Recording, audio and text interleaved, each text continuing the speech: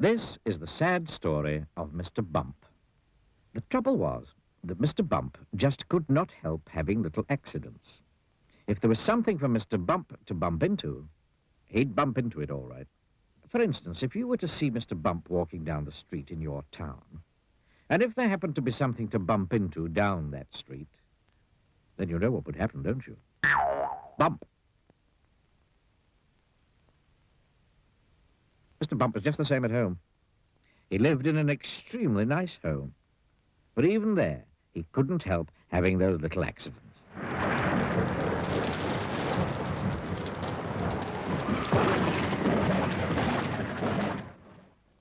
For instance, one morning when Mr. Bump went outside his house, he noticed that the chimney pot had come loose in a storm the night before.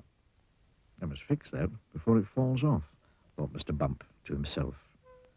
And he hurried off to his garden shed to fetch a ladder.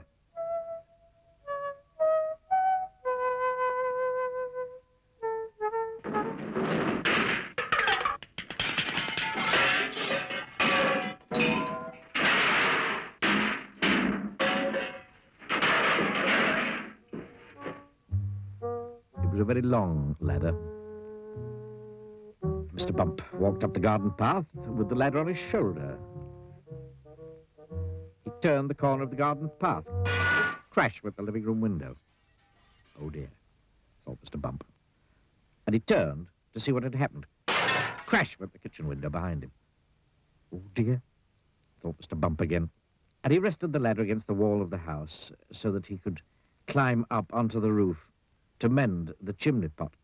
Crash went the bedroom window. So you can see how Mr. Bump had his little accidents.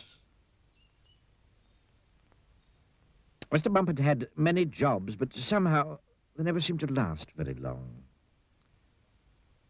As soon as anything got lost, or broken, or splintered, chipped, or snapped, or cracked, or torn, or burst, or wrenched, or crunched, or split, or slit.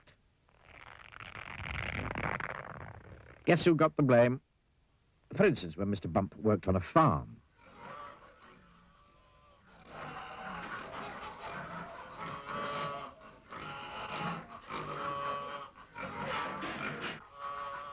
He tripped over the farm dog and spilt the milk. And the farm cat lapped it up.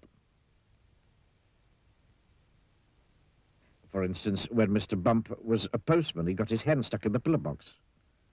They had to fetch the fire brigade to come and set him free.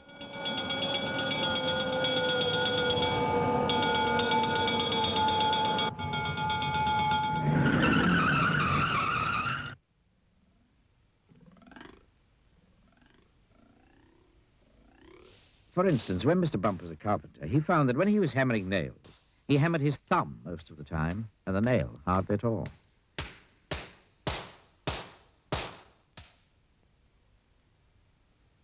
In order to recover from this series of rather unfortunate happenings, Mr. Bump decided to go away for a holiday.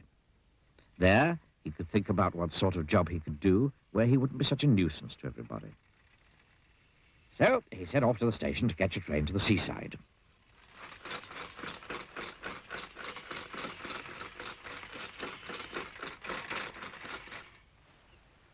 While Mr. Bump was on holiday, several things happened. For instance, he fell off a boat into the sea, and the lifeboat had to come and rescue him. For instance, one day when he was quietly walking along the beach, minding his own business, he got his foot stuck in a bucket. And as he couldn't get it off, he had to hop round with it on his foot for hours. And as he hopped along the beach, he hopped straight into a large hole that somebody had dug. And he had to stay there all night because he couldn't climb out on his own. However, despite all these little accidents, Mr. Bump enjoyed his holiday. And while he was there, he had a splendid idea about what sort of a job he should do. It was quite the best idea Mr. Bump had ever had. An absolutely splendid idea.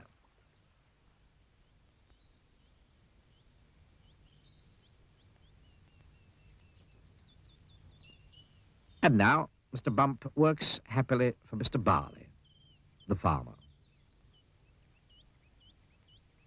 Mr. Barley has rather a large apple orchard on his farm, and that's where Mr. Bump works. Mr. Bump's job is picking apples. But he doesn't use a ladder to climb up the tree to pick the apples, like other apple pickers. Oh, no. No, Mr. Bump has a much better way of picking apples than that. He just walks about. And before long, Mr. Bump, being Mr. Bump, walks into a tree. Down falls an apple, and Mr. Bump catches it. This makes the job of picking apples much easier. Mr. Bump is very pleased about his new job, and Mr. Barley is very pleased about his new apple picker.